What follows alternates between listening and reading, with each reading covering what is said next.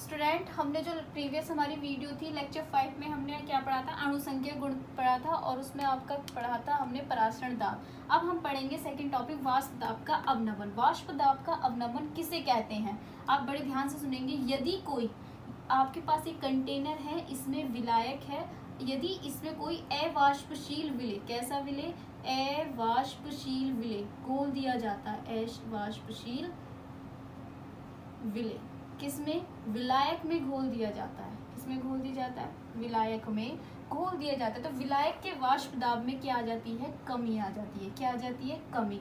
इसी को क्या कहते हैं, वाष्प दाब अवनमन कहते हैं। इसी को वाष्प दाब का अवनमन कहते हैं।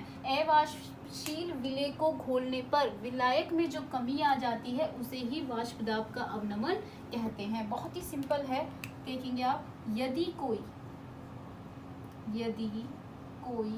अवाष्पशील पदार्थ किसी विलायक में घोला जाए, क्या करा जाए, घोला जाए, तो विलायक के वाष्प दाब में, किसमें, तो विलायक के वाष्प दाब में, वाष्प दाब में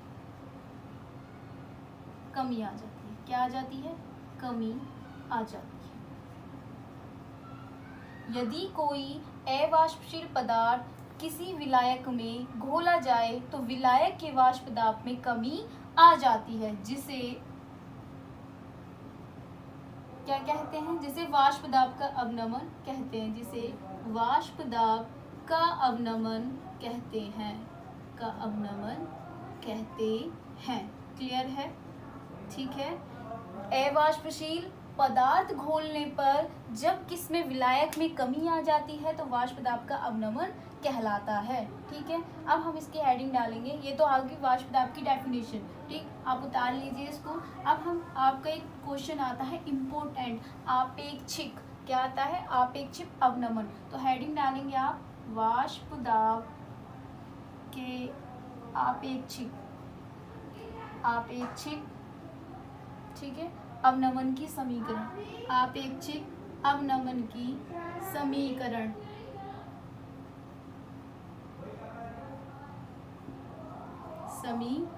वाष्प दाब के आपेक्षिक अवनमन की समीकरण। हमने कहा यदि किसी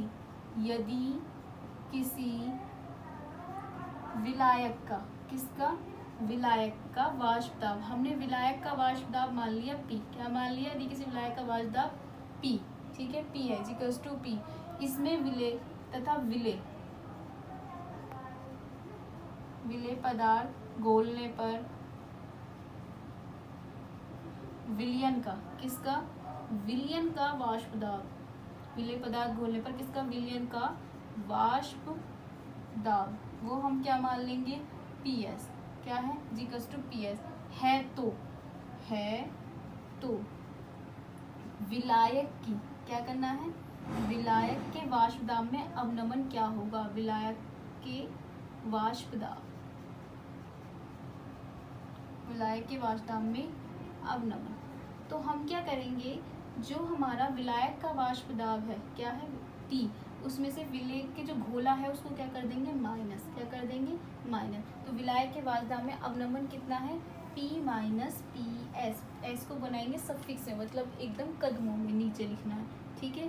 क्यों, क्योंकि ये क्या है, विलेय पदार्थ घोलने पर विलयन का वाष्प दाब है। क्लियर, इतना समझ में आ गया। अब इसमें हम आगे चलते हैं, इतना आप नोट कर लेना।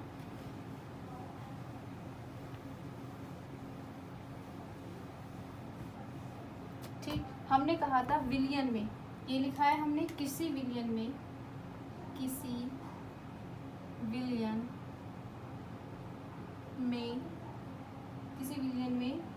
विलयन के वाष्प दाब में, किसी विलयन के वाष्प दाब में अवनमन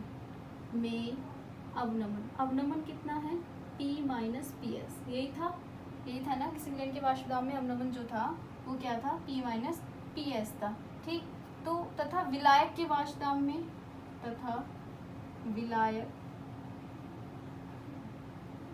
विलायक के वाष्प दाब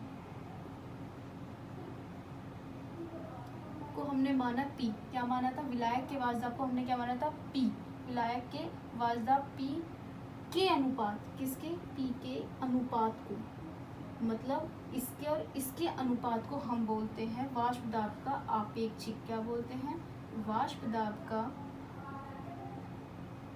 आपेक्षिक अवनमन, क्या बोलते हो, आपेक्षिक अवनमन कहते हैं।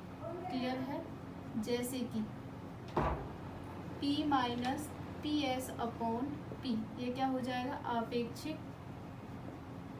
अवनमन, क्या हो जाएगा, आपेक्षिक अवनमन का फॉर्मूला।